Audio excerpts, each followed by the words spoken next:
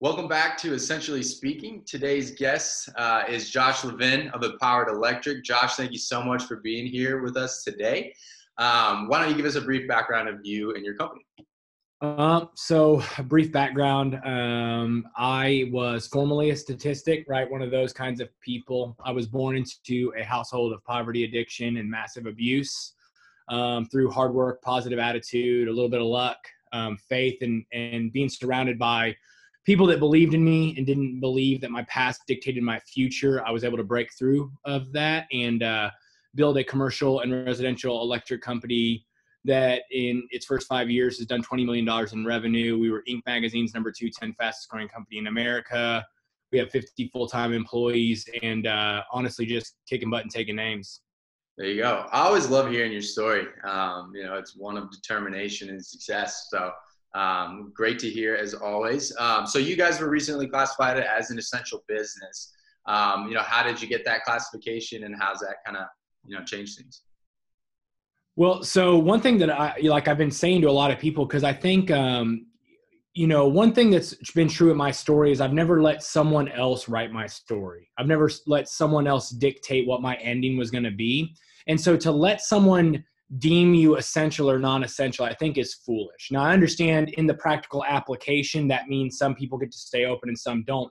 But the thought process of I'm essential and you're not is ludicrous. We're all essential. We're all important. We all matter. We all bring value. So let's just make that clearly known. Because what makes Empowered Electric in the construction industry essential is the mayor said so. I mean, that's it. I mean, what is the difference between us and anyone else? I would just say it's luck and it's timing right now. And a lot of entrepreneurs and a lot of business owners are taking things way too personal and they don't ever allow for luck. Yeah.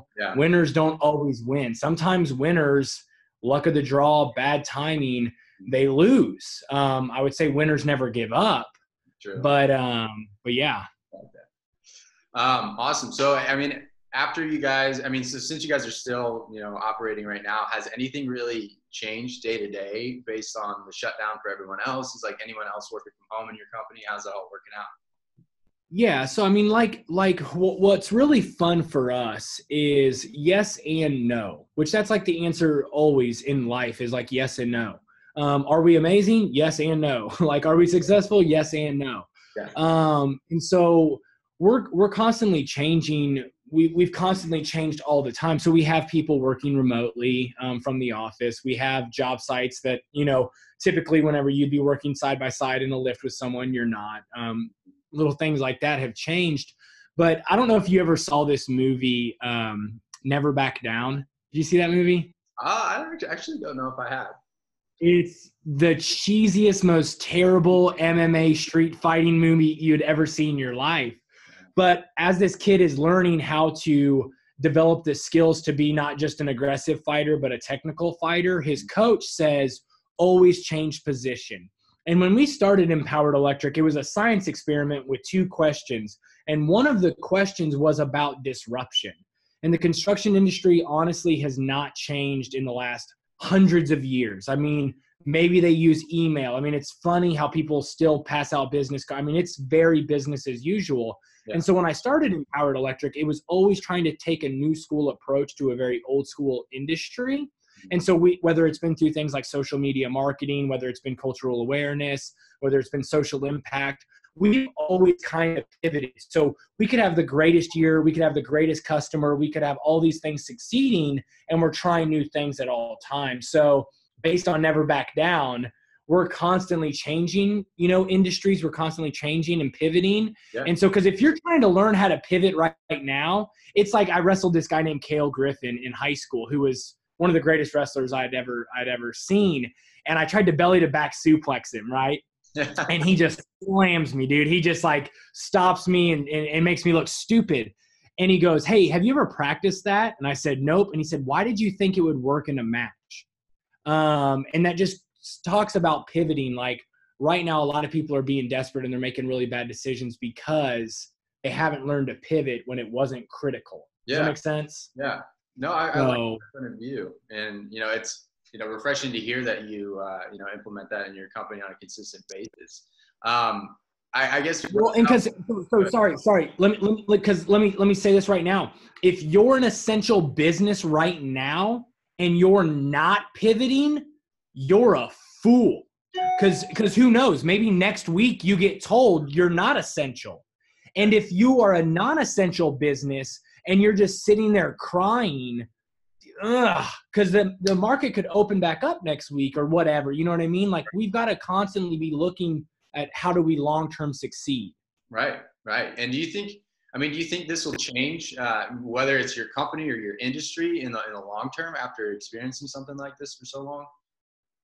So, I had said that, the construction industry has not really been disrupted. And because we've been deemed as an essential business, I don't know if it's going to really have the big kind of impact that I think it should and it could and it would.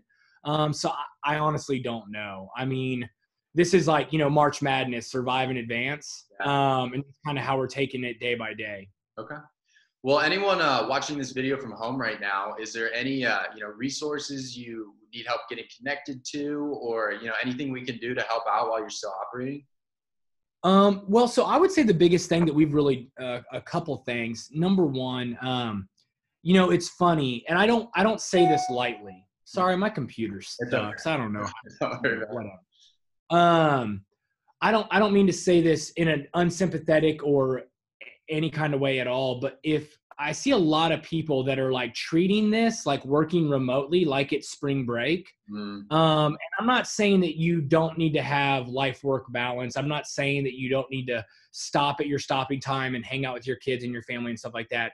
But if you coast right now, that is absurd. That is silly. You need to be working as hard as you possibly can with what you have and what you're allowed to and capable of doing. That needs to be a maximum priority.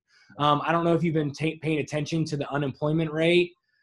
It's terrifying. And so if you are a remote worker, please be working your butt off. Number one. The second thing is, it seemed like it was like a snow day, right? Whenever you're like, well, all the other schools are closing down, why do we have to stay open? And it's I promise, if you can work, you want to work. I grew up very, very poor. And I always say that you can tell when someone grew up really poor, not like kind of poor, but like really poor. If they grow up and they're not poor anymore, they hate ramen noodles. Because ramen noodles aren't cool when you don't have a choice. When you have a choice and you're a frat boy and whatever, it's cool, but options are important, and working hard and keeping as many doors open as possible. That is what you need to be doing. And for me personally, we talk about a lot of this stuff. I mean, I think this is a great avenue that you're doing right here. We have the Empowered People podcast where we talk about business and life and goals and things like that. And so just anybody that wants to tune in there and connect. Perfect. Well, we're about coming up on 10 minutes here, so I want to wrap up quickly. But Josh, I really do appreciate your time. Thank you so much for being a leader in the Kansas City community when we need it most right now. Really appreciate it. But I appreciate you, man. Thanks, Josh. Talk to you soon.